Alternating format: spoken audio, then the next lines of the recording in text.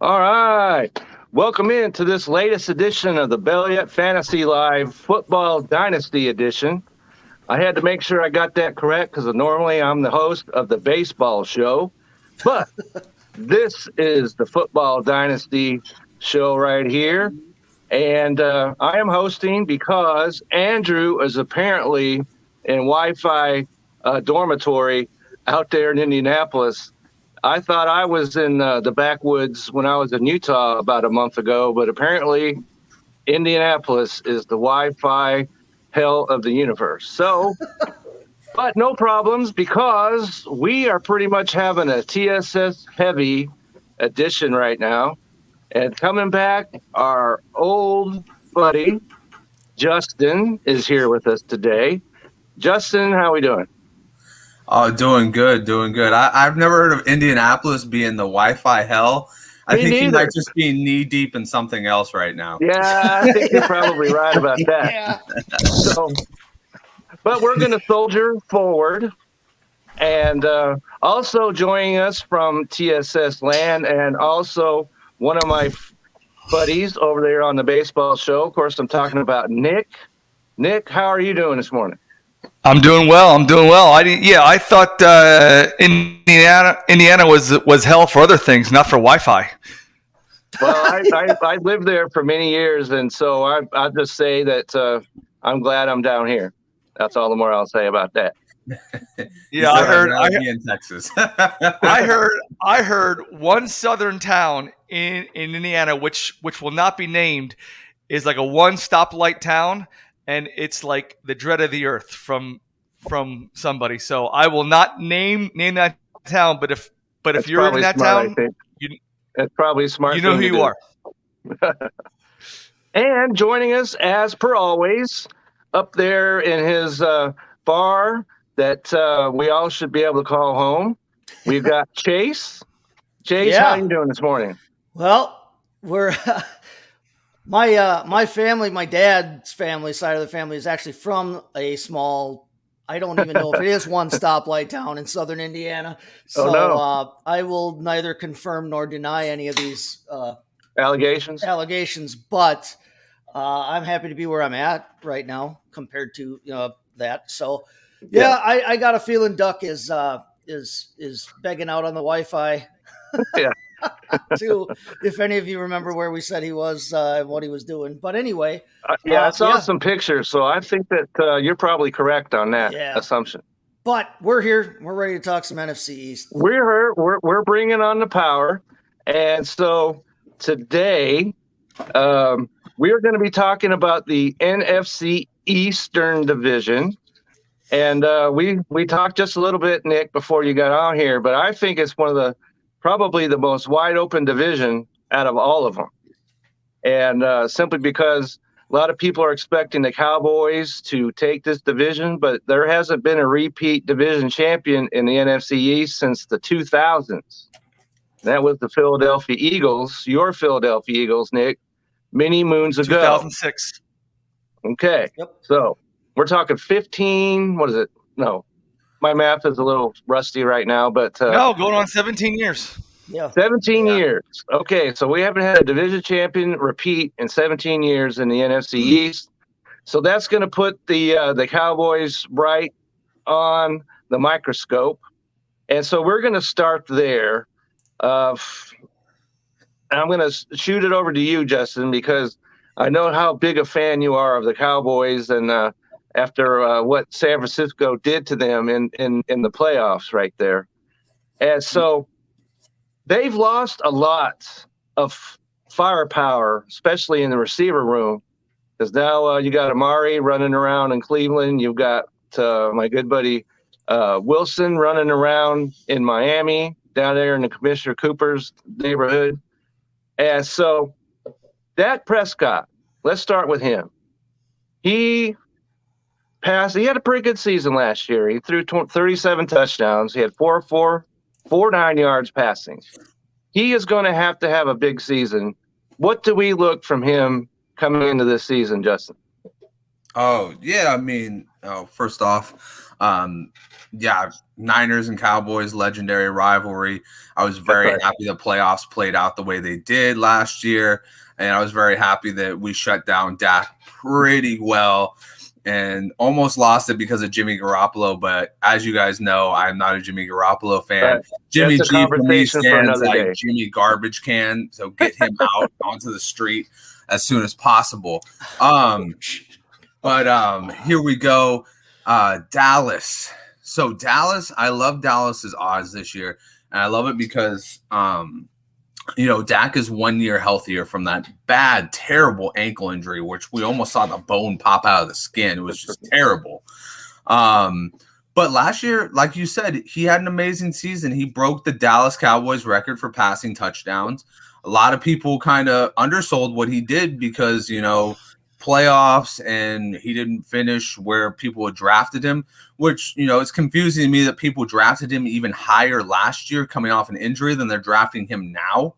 Yeah. I'm like, wait a minute. He's sliding to the 10 slot in drafts, whereas a year ago he wasn't getting past the 4th. So it's kind of intriguing to me that just getting rid of Amari Cooper and Michael Gallup coming back from an ACL injury, and like you said, Cedric Wilson, that changes everything for him. It moves him down about like 6 slots in some drafts. I think he's QB7 right now on if you look at Fantasy Pros. So this is on ESPN. They have him ranked 9th. Ranked 9th. Yeah, there you go. Yeah.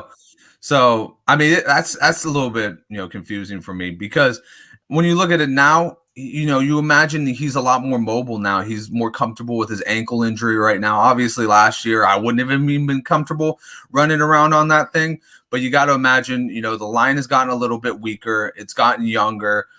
He's going to have to be running a little bit more. He's built to run. He's a big dude. He can pound it in the goal line. But he's got CeeDee Lamb. He's got that kid from Southern Alabama, I think is a star. He's got a star written all over him. He went straight to the Cowboys. I knew he was going to go to the Cowboys too. Jalen Tolbert. Yep. Jalen Tolbert. If you watched his college tape, small school guy, but he was tearing up some big defenses too. So he's got that deep threat that they love, and that oddly enough they overpaid Michael Gallup to be that guy. So it's going to be interesting how that figures into the plans when Gallup gets back. And they've got CeeDee Lamb, who's looking to take a major step forward. I've been out there saying that CeeDee Lamb could be this year's Cooper Kupp. He's got that route tree. He just kind of needs to figure out his drops problem. And he also needs to kind of figure out, how to be the elite number one. You look at him coming out of college at Oklahoma, he was absolutely a stud. He was a yards after the catch guy. Amazing talent, but he hasn't been able to put it together at the next level. Hopefully this is the year for him. And then, obviously Dalton Schultz, big guy last year, finished top 5 last year, was an absolute astonishing, check valve, right? That's what they wanted. They missed it with Jason Witten, somebody that just nobody else is open downfield, but guess what? Dalton Schultz is open 5 yards down, and he can get you 2 extra yards, 7-yard play right there. So he's that guy. Hopefully they come to an agreement on a contract soon, or he just doesn't hold out. I know he was playing on a franchise tag. I don't know if he's planning on holding out from that or if he's planning on playing on it. Either way, I hope he gets on the field because I think that that's the type of guy you want on your fantasy roster. Not necessarily like the Pitts or anything like that. You want those guys, but if you have to have him, you're like, okay, cool. So I'm going to get somebody who's going to get guaranteed targeted 5 to 6 times a game, who's going to catch balls, and who might be the biggest red zone threat for this team because everybody else is kind of a slot receiver or a glorified possession deep threat receiver, not really the red zone type of guy. We haven't talked about CeeDee Lamb being a touchdown guy. Gallup's never been really a huge touchdown guy. And then we expect Tolbert to be more of a deep threat type of player anyway. So, you need somebody to be able to catch the red zone touchdowns, and Dalton Schultz could be that guy. On the running back side, I like Elliott as a 1-year guy. I like him as a redraft, best ball, 1-year tournament type of guy. He's got, maybe one more good season. They're definitely going to push it. Reports have been calling for Tony Pollard to be more of a receiver this year than a running back. So that kind of makes the indications that they're going to push that one last good year out of Zeke, then maybe, kick him to the can next year. And then Tony Pollard, I think, has some good handcuff value. I think a lot of people are trying to make him the Kareem Hunt this year, and indications of him being a receiver are nice, but until I see it, I don't believe it. That's pretty solid there. So, Chase, if you happen to own Zeke in Dynasty, do you think it would be better? Because I think you're right, Justin. He's got one more good year left in him. Is it time to sell Zeke if you have him, Chase?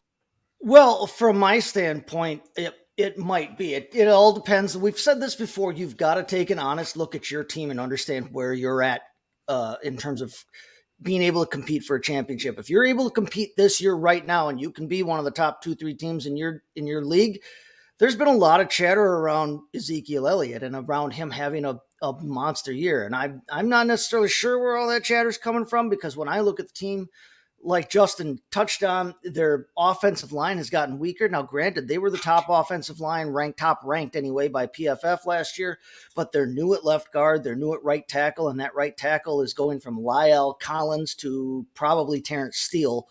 Collins is a good right tackle. He gave him one of the best tackle tandems in the league when Tyron Smith is healthy. Their line has gotten weaker. They're not going to have as much of a passing threat as they have had it before.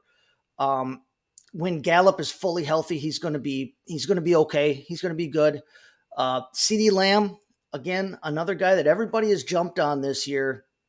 And I took a little bit of heat for downplaying some of the Bronco guys that everybody's jumped on, but I'm just not seeing the evidence of where these guys are supposed to be number one type, locked in top 10, top 12 type options. CeeDee Lamb is good. He's talented. But he hasn't necessarily, like Justin said, shown yet that he can be that number one guy. If he can, great. I hope he can. But with Zeke Elliott, he's 27 years old. In fact, he just turned 27 a couple days ago. And he's nearing that running back wall. He's got a weaker line this year. He's got a backup in Tony Pollard that, we know has. 3, 2, 1.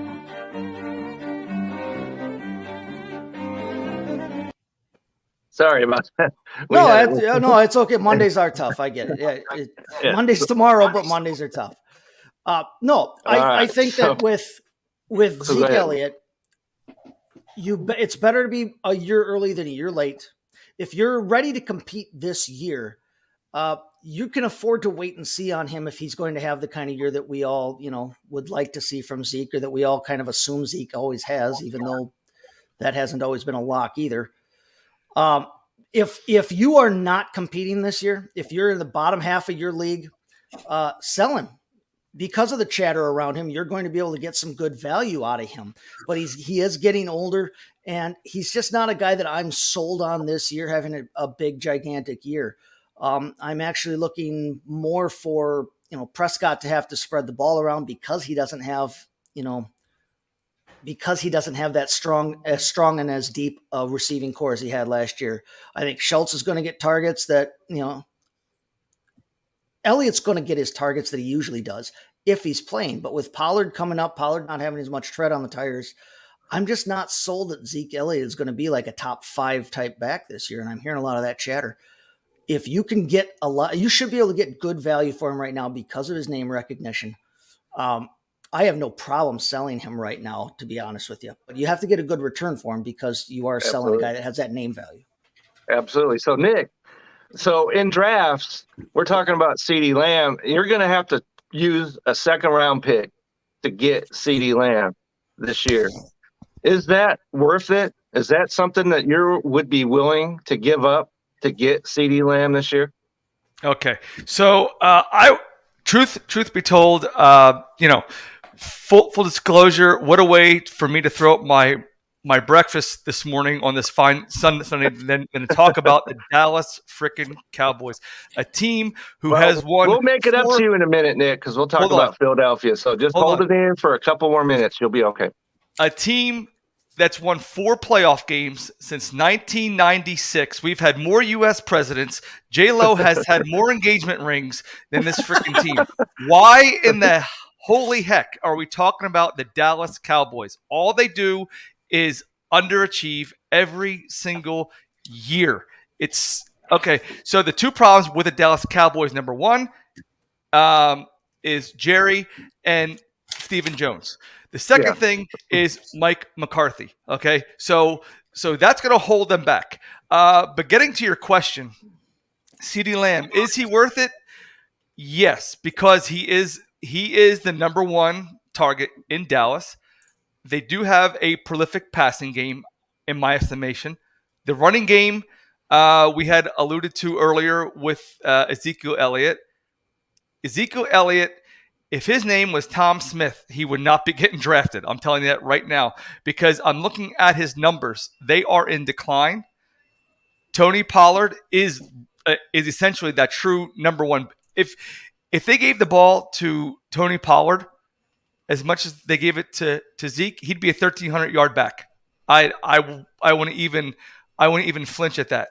But going back to your question, CeeDee Lamb is worth a number 2 pick, provided you got your running back at that number 1 spot, because all the value, as we've seen in the past couple years, is running back and wide receivers. Number 1, because running backs are thin. Once you get past the first 10, they're pretty much garbage, and then there is a lot of value, a ton of value in wide receivers, because they're just so plentiful, because the league has turned into a passing league. And you see in the past couple years, about past 10 years, the league has just turned out running backs, grind them into the ground, get a new one, grind them into the ground, get a new one. So it's just become a passing league, because that's what puts up points, and that's what fans want to see. All right, so I don't know in releg. I gotta touch on this. I gotta respond. Go ahead, Chase. Hold on, Chase. Before you say anything, that's got to be the greatest number 15 ever worn in the NFL ever. That's what I'm talking about. You don't get better than 2 Super Bowls. I mean, necessarily, unless you live in freaking Boston. But San Francisco, number 16, maybe. Yeah, Pittsburgh. Yeah, Pittsburgh. I remember that. Okay, let's not measuring our 15. Johnsons on the show here. Right?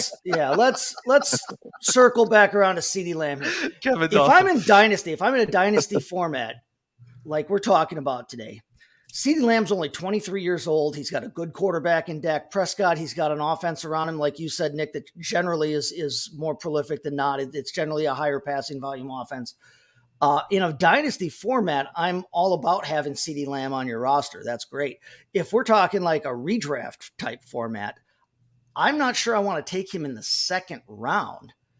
You're going to have to do that if you want him. But you have to defend that statement. But that's my point, is that having to take him in the 2nd round when I'm not convinced he's necessarily going to be that locked in top 4, type 5 guy at receiver that you have to have. There are a ton of guys I would rather have before that. Okay. I got one too. Go ahead, Justin. So how can you justify a dynasty pick if you can't justify a redraft pick? When they're pretty much going the same, if not dynasty, you have to pick him a little bit earlier because he's younger. Because redraft is short term. Redraft, we have to look at what you're going to get this year. In dynasty, he's 23 years old. You've got him for a long time. You can afford to kind of let him develop.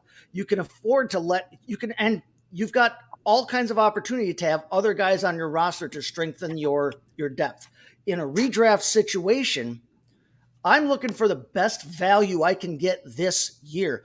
In a dynasty long-term format, a guy who's 23, who is talented like CeeDee Lamb, who is in a good offense like that, I'm okay taking that pick with him if I don't, and I don't have to necessarily have him as my top guy. If you're taking him as your with your number 2 pick, he is your top guy in a redraft format. Most likely, unless you took Justin Jefferson. Unless you took like Chase or Jefferson. Why or would you Adams want or to draft somebody. 2 wide receivers? We're getting a little off topic right there. So Yeah, we're getting into a little bit of a strategy discussion. Which is fine. I just don't see here's value. my point, though. My point is that you're going to have to pay up for him in a dynasty league. Redraft, like you said, is much more of a shorter game, so a lot of the older players will get picked earlier than the younger players in that sense.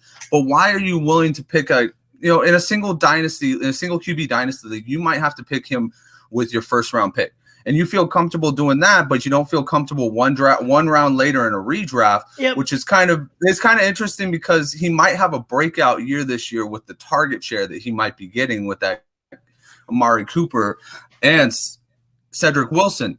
And then you look at the slot numbers. So I look at that and I go, you're kind of saying that one is a little bit better than the other, but it's kind of the same exact situation. Well, if you're talking dynasty startup drafts, yes, those kinds of guys Kyle Pitts is another example of a guy that's going to go in the first tight end premium. He'll go number 1. Exactly. In a startup draft, in a dynasty startup, if you got CeeDee Lamb, off of a rookie draft, and you've already got him, I'm not saying bail on him, and I'm just saying that, like, in a dynasty format, he does have that kind of value because he's so young and because he's got time to develop, and you've got that opportunity. If you want to take a shot on him this year, it's fine. You're following the rankings, you're following your gut instinct, and I'll it's your team.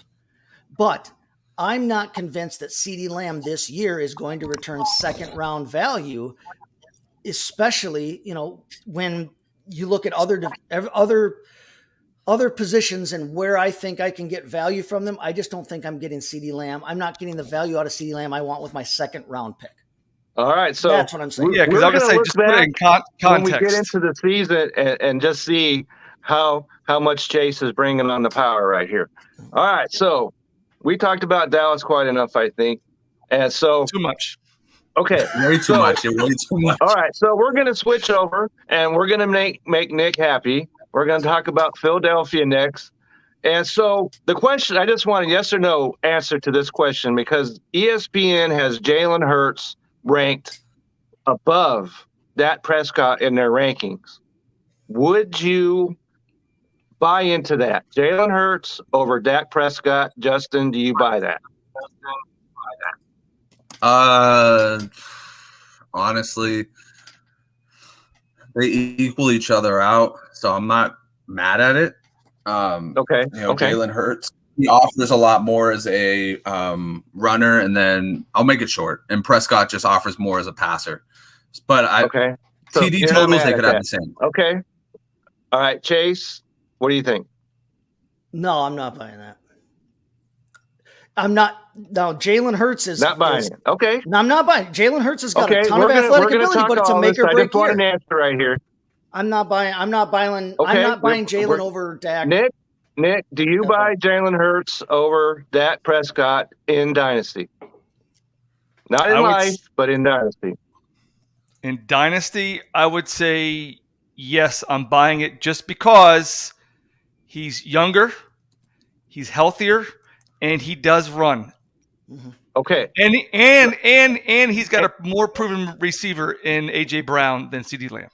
Okay, so talking about the Eagles, you've got Jalen Hurts, and let's see, Justin, do you think that Jalen Hurts is going to have the same kind of rushing stats that he had a year ago? Because he had 6 games of 10 or more rushes. He led the league team in rushing. He led the team in rushing touchdowns. And I think that they're going to switch to more of a passing offense. They have to almost, because Philadelphia led the league in rushing and rushing touchdowns. There's got to be more of a balance there. Do you think that Jalen Hurts, he's going to have to come down on his rushing stats, don't you think, Justin? Yeah, so I agree. I think that, you got to have more of a balanced offense. I think it's highly irrational to think that Miles Sanders is also going to have 0 touchdowns next year, like he did this past year. So I think where you're going to see the balance is you're going to see it with the running backs getting more of those important touchdowns. As far as, passing, yeah, I think you're absolutely right. I think he's going to have more options to pass. The real question is he a good passer? Is he a good quarterback?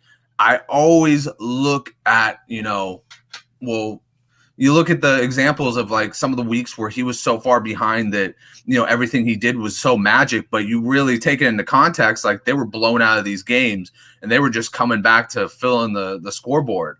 So that's a lot of where his rushing touchdowns came from, is that defense were so laxed on him that, he was just making some moves and he was beefing up our score sheets. I had him in one league. I was loving it. I won a championship in that league. Do I think that he is long-term value? No. I mean, I think that this year is going to really show us what he has to offer as far as the future, because if he can't get it done with A.J. Brown and Devonta Smith, you got one of the best pure route runners in the game, and Devonta Smith can get open anywhere, anytime. Then you got A.J. Brown, one of the best deep threats and one of the biggest weapons in the league. So if you can't get it done with those guys, then I'm sorry, man. We might have to just go out and get a quarterback next year. It's going to be a good class. All right, so I absolutely agree with you, Justin. This is make or break time for Jalen Hurts. So, Nick, does Jalen Hurts make it or break it? I wouldn't put it in that context as far as make it or break it, but no, only because this way. Yeah. Years ago, we used to give the quarterbacks 5 years.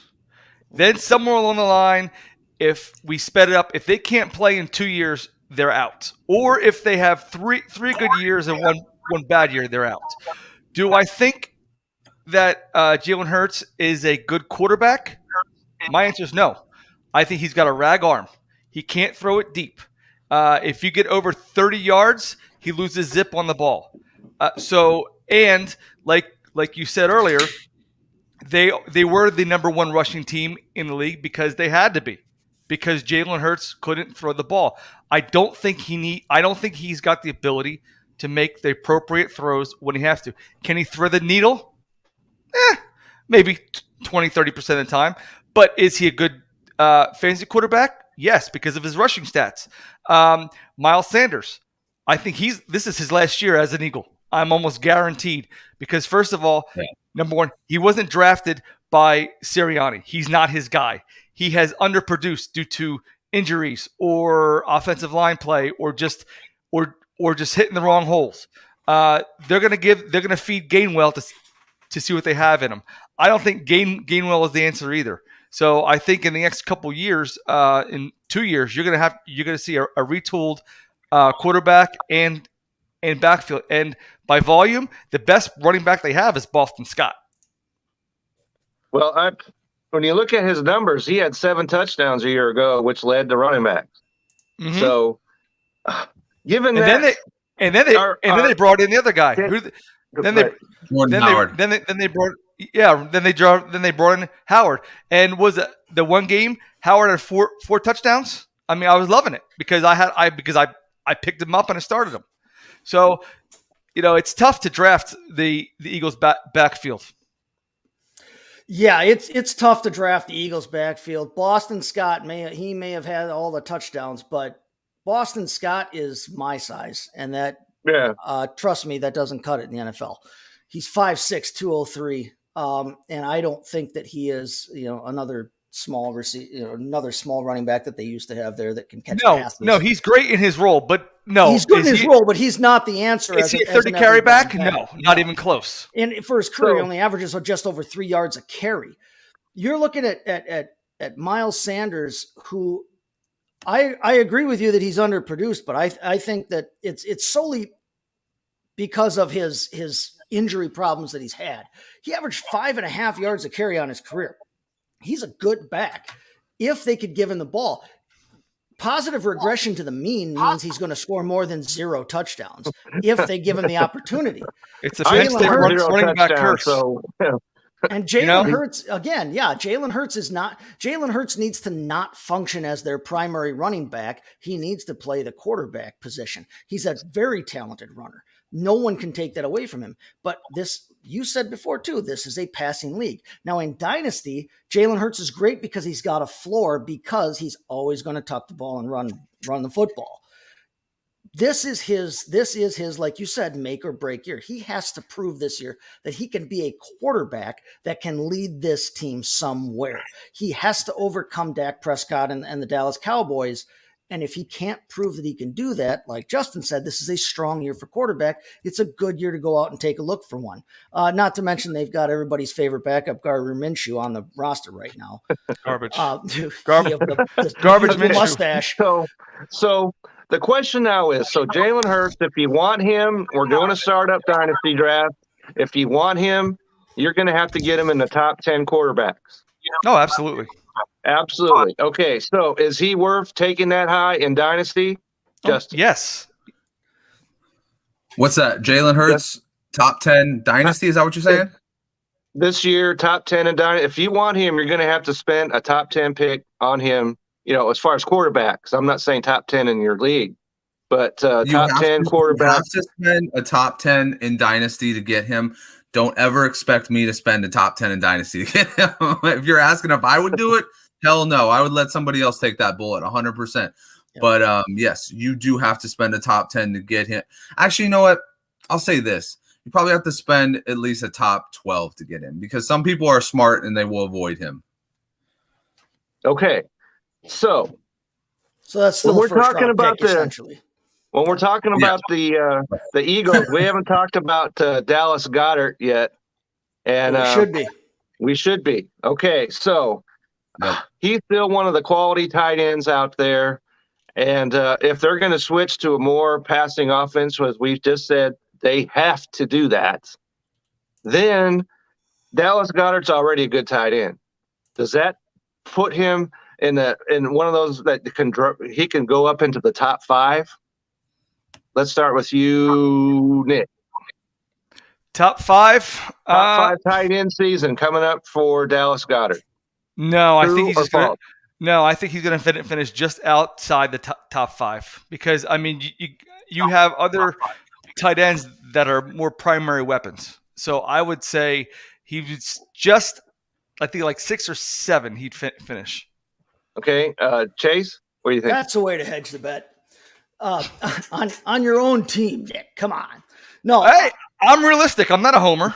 Well, that's good. I think Dallas Goedert can finish top 5. I think that's he can, but I don't think he will. I think that's completely within his realm of possibility. He's no longer fighting for any targets at tight end. That's right. Zach Ertz is gone. There's Dallas no other Goedert tight is the end guy on Philadelphia. It needs to be on your roster. He is going to be every pass snap. Dallas Goedert is on the field. Who else are they going to throw it to? Jack Stoll? JJ Arcega-Whiteside trying to resurrect his career. That's not going to happen. Dallas Goedert is on the field for every single passing rep. Okay. And he doesn't have to fight with Zach Ertz for completions. And like you said, Nick, with Jalen Hurts not being able to throw deep, and having that noodle arm, he needs those underneath routes. Where do your underneath routes typically come from? Your slot and your tight end and your running backs. I like Dallas Goedert a lot. He catches over 70% of his balls. He's a good player, and he only had 4 touchdowns last year. You raise that up just a little bit, and you're talking an absolute star there. He was already tight end 8 last year. You give him another couple of touchdowns, 2 more touchdowns, you're talking that he's already up challenging the top 5 quarterbacks. Top 5 tight ends, I'm saying. Hey, if he get Dawson Knox touchdowns, then we're talking. If he gets Dawson Knox touchdowns, he's top 4. So top Justin, 3. True or false? Dallas Goedert top 5 tight end this year. All right, so I'm trying to look something up right now. I'm trying to look up what he did after, because he was much better when they finally got rid of Ertz. And I'm trying to look up real quick. Honestly, yes. He wasn't better. He is a top 5 from a tight end. statistical standpoint. Okay. Yeah, that's what I'm saying. He ended up finishing tight end 7 from week 8 to 18. So that means that he was a top 10 tight end without Mr. Ertz there. I think that he only gets better this year. I think that we're kind of, in this thing where we're trying to figure out who is Jalen Hurts going to feed. And when I'm thinking about it, I think, he was feeding Goddard pretty heavily last year when Ertz was gone, and that's because they started to develop a connection. I don't think that's going to go away. If anything, I think it's going to strengthen because, for me, Hurts is not a read-to-read quarterback. He's not very good at going across the field and seeing who's open. But if you have this big guy, this big 6'4 plus guy that's open right in the middle of the field, it's hard to not just say, okay, there you go. Here you go. You can have it for 7 yards. Go get me 10. So I look at that and I say, this is a guy who's probably going to be heavily utilized in between the 20s. I don't know. I haven't seen, like we talked about, only 4 touchdowns. I haven't seen his production in the red zone go up. But, this is definitely something to monitor. Every single year there's somebody new in the top 5 of the tight ends. You know what I mean? Like there's the years that Robert Tonyan has. I think Chase mentioned Dawson Knox. We talked about Schultz just a minute ago. That's a classic example of a guy coming out of nowhere. Bubbling up and, 100%. and exploding. Tonyan did it 1 year. 1 year is done. One and done. Yeah, so we're not talking about. Well, he also had an ACL injury, so here's the thing about Goddard. Of the top 10 tight ends last year's top 10 scoring tight ends, only Hunter Henry had fewer targets than him. Without Ertz around, he's going to see an increase in his targets. You give him 20 more targets on the year, you're talking George Kittle.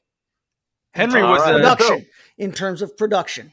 Henry was a touchdown or bust. That's right.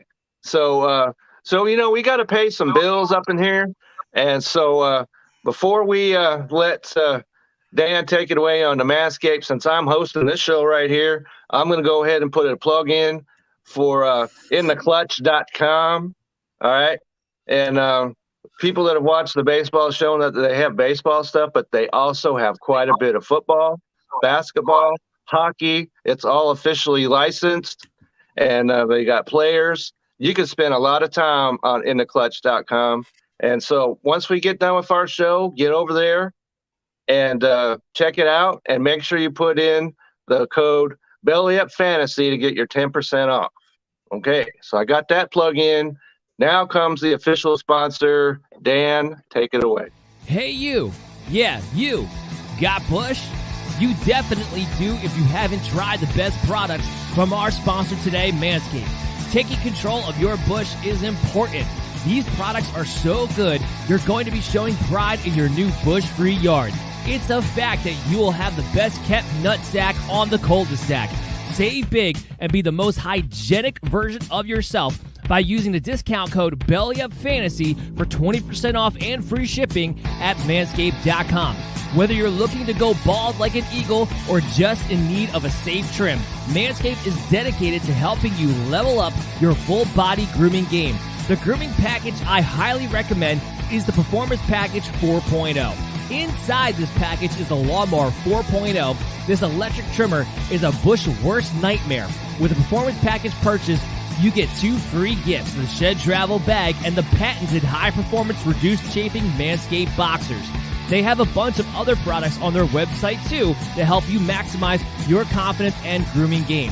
So that's 20% off and free shipping when you use the promo code BellyUpFantasy at Manscaped.com. It's time to level up your game from the Amazon to the Amadong with the ultimate bushwhacking tools from Manscaped. So one more time, that's 20% off and free shipping when you use the promo code BellyUpFantasy at Manscaped.com today.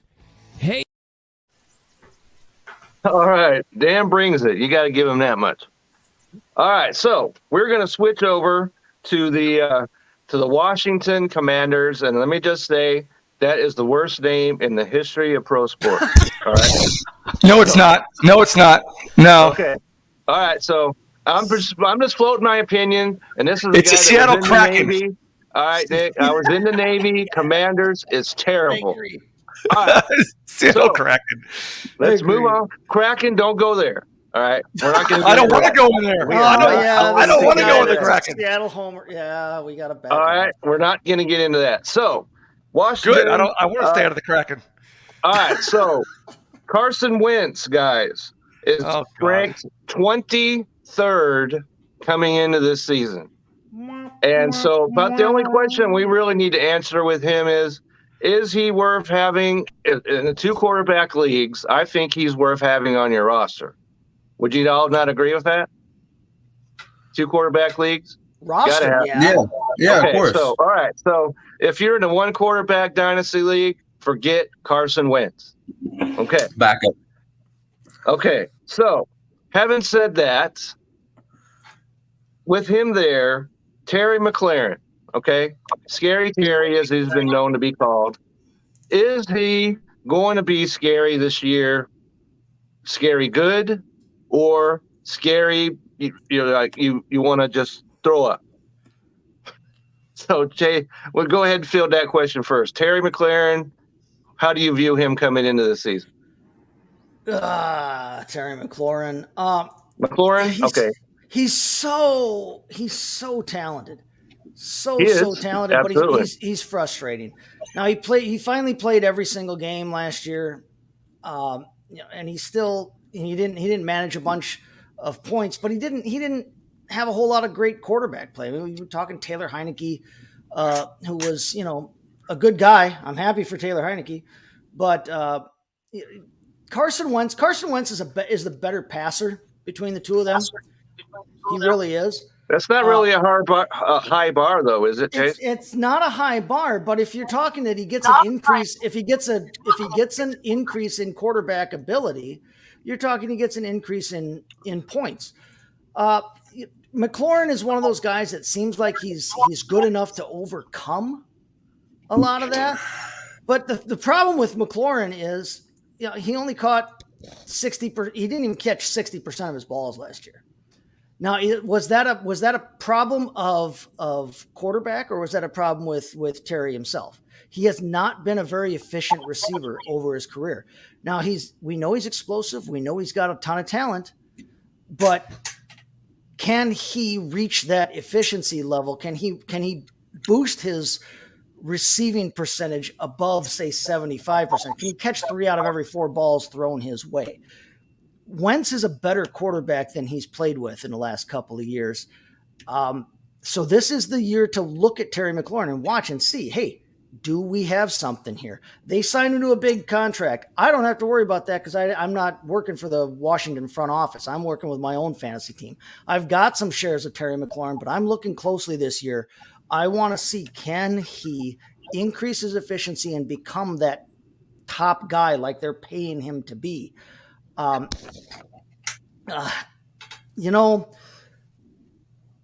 go out right now and I'll say, yeah, you want him on your team. You want him as a starter. He's a number 2 receiver, though. He's not. I don't think Terry McLaurin is a number 1 type receiver. Take him as a number 2. Don't take him as a number 1. Okay, so Nick, he scored 5 touchdowns a year ago. He has to do better than that. Don't you agree? Well, yeah. So, while Chase was talking so eloquently about that, I looked up the stats. Now, in 2020, excuse me, 2019, his rookie year, he was playing with Heineke, got 919 yards, 7 TDs. Then he went to Alex Smith. He had 1,100 yards and 4 TDs. Then he goes back to Heineke and 1053 and 5. Okay, so he's been highly productive with 2. All right, we'll call him marginal quarterbacks because I don't want to say that about Alex Smith because I just love the guy and his character. I do too. Yeah, I also like Taylor Heineke. I think he's a better character person than he's a quarterback. But all be that said, you would want Terry McLaurin. Every time I try and go get him, he's not there. Would I take him above a Justin Jefferson or a Jamar Chase? No. So you got to put this in the context. Where do you draft? Where are you drafting him? I would draft him if he's the best receiver available, and I have no receivers. And I got the number 1 spot. I am taking him. But if I have, you know what I'm saying? Yeah, I think he's a first round or second round pick top. Okay, for his career, he's averaged about 1.76 points per target. even if you give him 121, you give him upper targets like everybody else, you know where he finishes? Exactly where he finished last year, tight end or wide receiver 25. He's good, but he's a wide receiver 2. He's not a wide receiver 1. He's a wide receiver 1 in the league. He's not a wide receiver 1 in fantasy. In fantasy, no, but top 12 Justin, you agree with that? Go ahead, Justin. Yeah, so I'm just gonna swoop in and I'm gonna tell the dastardly, destructive story of Terry McLaurin having the worst quarterbacks of all time to start his career. Last year, Chase, you were saying he had 60% of his catches. Guess what his catchable rate was? Like the passes thrown to him. Guess how many of them were catchable? Yes, 70%. Right that rate 70%. That's a good point. That was terrible. So think about this guy is catching 60% of his 70% of shitty passes. That's not bad. That really isn't bad. I mean, I know that math doesn't fully translate, but here is the thing. This is a guy who every time you look at a good wide receiver who gets a better quarterback, they get elevated. And I'm going to pull out an example last year from Carson Wentz. Michael Pittman, good wide receiver, got elevated when he got a good quarterback. So I'm very much expecting Terry McLaurin to get elevated. Now, I do agree with Chase. He is a wide receiver 2. You want to be safe with that. You don't want to overvalue him. You don't want to get crazy with it. If you're taking him next to Justin Jefferson, God help your soul. You're an amazing, bold person. But please don't take that. Yeah, please don't take Terry in the first round of your draft. Okay. So wait a minute. You're saying that number 11 was better than Phillip Rivers?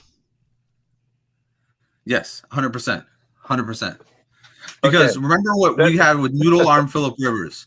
Remember what we had with Phillip Rivers.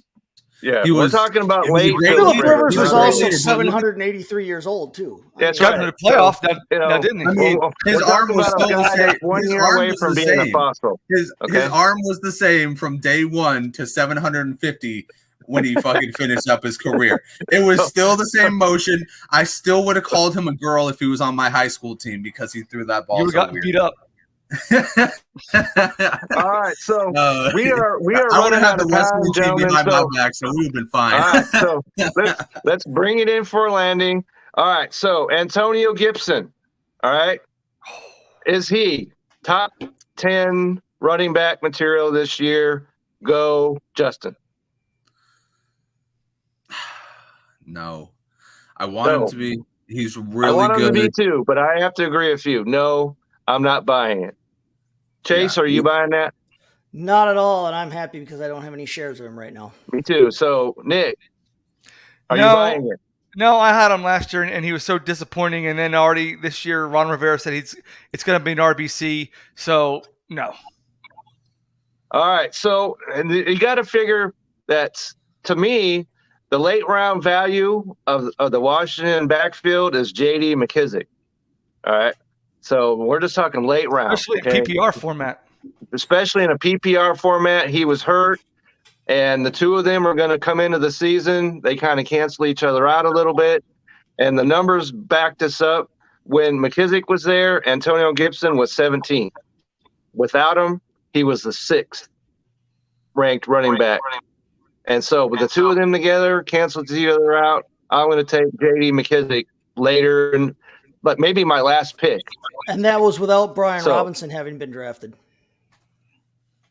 That is absolutely true. Robinson. Right, they've got an heir apparent to Antonio Gibson right now. They keep, if you keep McKissick in his same role, you've got someone that can step into Antonio Gibson's role right away next year. That's right. So you don't want J.D. McKissick running the football. You don't want that. Okay. So, last team we need to talk about, this should be pretty easy. All right. The New York Giants. So, besides Saquon Barkley, is there anybody on this team that we need to talk about? Go ahead, Justin. Yeah, I mean, there's Kadarius Toney, who we don't know what he's going to be, but we do know Brian Dable is a creative guy. We know he's going to try and get the ball to his best receivers. Everybody at receiver on this team is, I mean, they're dead in the fantasy space. So, you know, when you look at guys like Kenny Golladay, who are presumed number ones, and you can get them around 15, 16 They pounds. scored no touchdowns between the two of them. 0. Well, yeah. I mean, but there were a lot of injury problems with that. There was a terrible off. There was a guy who went for a fucking kneel on third down. Like, that guy is obviously not capable of being a head coach. So I think it's safe to say we won't be having that this year. No, hopefully not. But I'll say one more guy. I want to shout out Daniel Bellinger. He seems to have been having a good camp. Daniel Bellinger, there you go. He needs to be on a Dynasty spotlight, just Dynasty. All right. Yeah. If you're in redraft, please do not take Daniel Bellinger this year. Don't do it. He'll have zero value in redraft. In Dynasty, however, he has value. So I agree with you from the standpoint that he's playing tight end, and tight end is notoriously, and we talked about this on the TSS show. Rookie tight ends don't make it. A rookie tight end has a hard time transitioning to the NFL and being productive right away. But there have been a lot of great reports out of Giants camp about how Daniel Bellinger has looked, and he's competing with Jordan Akins and Ricky Seals-Jones, who has been just an absolute superstar. Let's not talk about Ricky Seals-Jones, all right? Exactly. Ricky Seals-Jones is one of those guys, like I've said before, at a certain point, we know who guys are. Now, he may be a number one tight end on the Giants roster right now, but he's not a tight end you need to pay attention to in fantasy at all. If you're in Dynasty, grab Daniel Bellinger in your rookie drafts. He looks like he has a clear path to number one starting at least next year, if not and this you can year. get him probably in the 5th round of your rookie draft. You can get him later. You can get him later in your rookie drafts. Exactly. Absolutely true. People are getting smart on him, but you okay, can get him later. Now, as far as receivers go, Kadarius Toney's the only one to talk about for me on this team. I'm not overly thrilled with the Wan'Dale Robinson idea. Even in Dynasty? Even in Dynasty. There are guys. I mean, this was such a deep receiver draft. There are so many guys I would rather have from this draft than Wan'Dale Robinson. Absolutely. But Kadarius Toney, his biggest thing is he's going to have to learn to get his head on straight. And if Brian Daboll can't find a way to get Kadarius Toney to get out of his own head and actually pay attention to football and play football the way he's capable of, Kadarius Toney might be a lost cause, and that sucks to say that after 1 year, but he just seems like such a head case and diva right now. If they can get him under control, if they can rein him in personality-wise and get him to play football, Kadarius Toney showed some absolutely explosive ability last year. Rumor was he was on the trading block already because of his attitude and his poor play and his punching teammates. He has the most ability on that team. Good time. He has the most ability on that team, but they have to get you're his Michael attitude Jordan under control. They have to get his attitude under control. In terms of quarterback, it's a year where we're going to see what Daniel Jones has. They're going to see what Daniel Jones has. This is his last year to give it a shot and really show that he can be the guy. And part of that is the problem of playing in New York. He's playing in the pressure capital of the world in terms of professional sports. But they do have Tyrod Taylor as a backup. Now, I'm not advocating grabbing Tyrod Taylor everywhere you can. But Tyrod Taylor is one of those guys that has shown that if he has to come in as a backup, he can be solid and just and he can steward your team, right? They don't have any aspirations. They shouldn't have any aspirations. Maybe they do internally, but they're delusional. They're not going anywhere this year. They need to see what Daniel Jones has. But if they get to the point, or if he gets hurt where Daniel Jones is not playing, Tyrod Taylor, now you've got all of a sudden Tyrod Taylor's a starting quarterback in the league, and you can do a lot worse than having him rostered in terms of, especially if you're in a 2 quarterback situation. If you're in a 1 quarterback situation, forget the Giants completely in terms of the quarterback position. But if you're in a 2 quarterback league, all right. So Nick, what's your take on Giants? Anybody that we need to be worried about in fantasy? Anybody? No, I mean. The highest ranking Giant is Saquon Barkley, and you could probably get him in the 3rd or 4th round. You can get him in he is not performing well at all. Yeah, so you talk about running backs that have taken a big fall. Barkley, he's a top 5 pick a few years ago, right? Mm-hmm. And he's shown ability. Zeke, he was great. He was a 1st round draft pick. You can get Zeke in the 5th round in redraft this year. All right. So if you have Barkley on your fantasy team, Dynasty, I'm talking about, you pretty much have to ride the wave, don't you think, Nick? No, I try I tried trade him. If you don't like what you're getting for him, keep him. Don't cut him. Keep him. No, he can't cut Saquon Barkley. That would be silly. Play matchups, but don't. He's not your automatic plug and play anymore. No way. Because you never know. You never know. He's going to step on the line wrong. He's going to trip over the 40-yard line and blow his body out. You never know. That's the problem right now. I agree with Nick on that one. So much ability. Hold up. Yeah. Hold on. Justin's got to agree with me. So I need to hear this. Yeah. Go ahead. Agree with Nick. I've said it twice now. But let's see.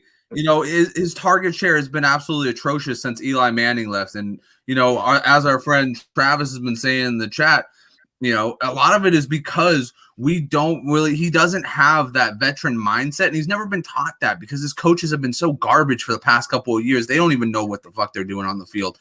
So having Brian Dable on there, somebody who has helped Josh Allen become the guy he is, maybe he teaches them how to actually utilize a check down pass.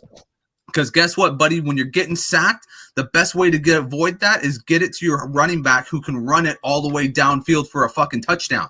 So hopefully he learns how to use the check down again. And that is what a lot of people forgot. Saquon Barkley wasn't just an amazing runner. He was a great pass catcher. His first season, he had amazing pass catching numbers, which boosted him to where he is in fantasy now. Ever since then, he has been on a downward slide because he's either been getting injured or he's not getting utilized in the right way. You know what's funny? We talked about Miles Sanders earlier. Both were teammates. Both were 26, and both are pretty much the same guy at this point in their careers. That's absolutely true. So that pretty much brings us to the end of our NFC East look. And so I want to make sure everybody gets a chance to give a shout out there. We'll get a shout out, but Travis brings up the idea of Jimmy Garoppolo going to New York. That's not a terrible idea. No, it's not. It's Jimmy Garoppolo going just about anywhere is not a terrible idea because he's really not that bad of a quarterback. I mean, Justin may have a different opinion. Yeah, we might need a little more time for Justin to talk about it. We talked about it on a different show, but if Seattle wanted to win, they'd pick Garoppolo. But because they're tanking, they're not going to pick up Garoppolo. Okay, so that's definitely subjects for a different day. So, Justin, we know you're out there many places. Tell us where we can find you. So real quick, I just wanted to touch on this.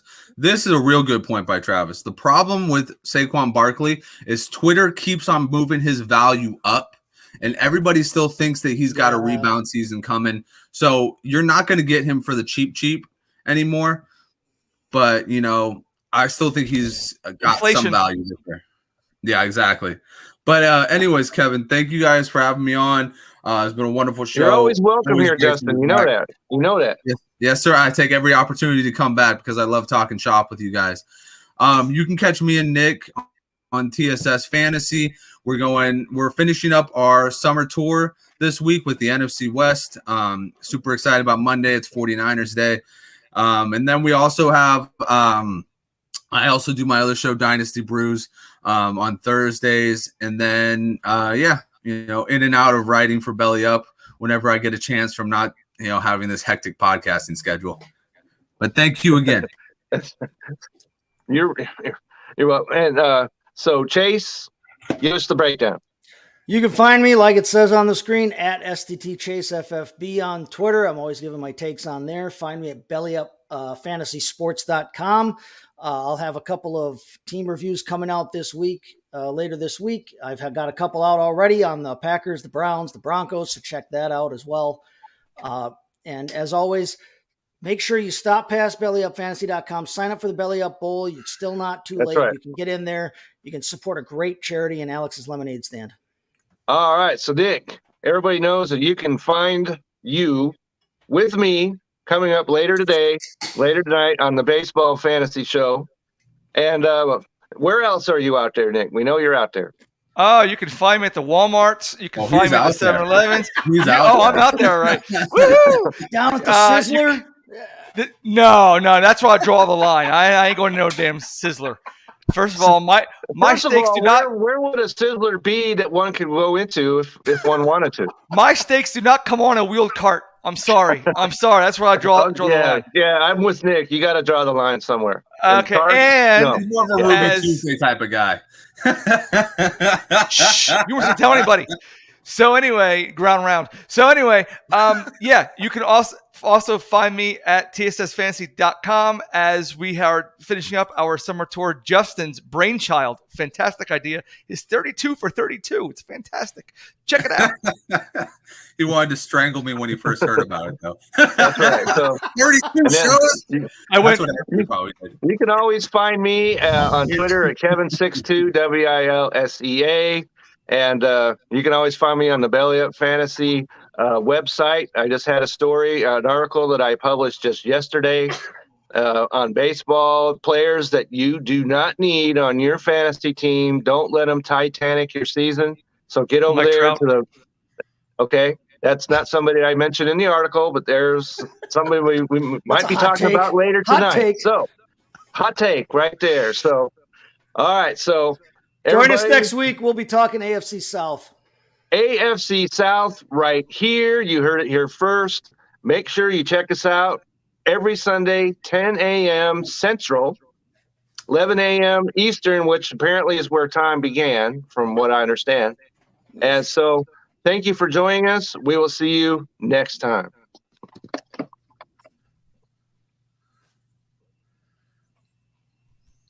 Push the button, Kevin. Come on. Push the button. Oh, my God. I got it. I got it. Thank you, Justin. Justin knows how to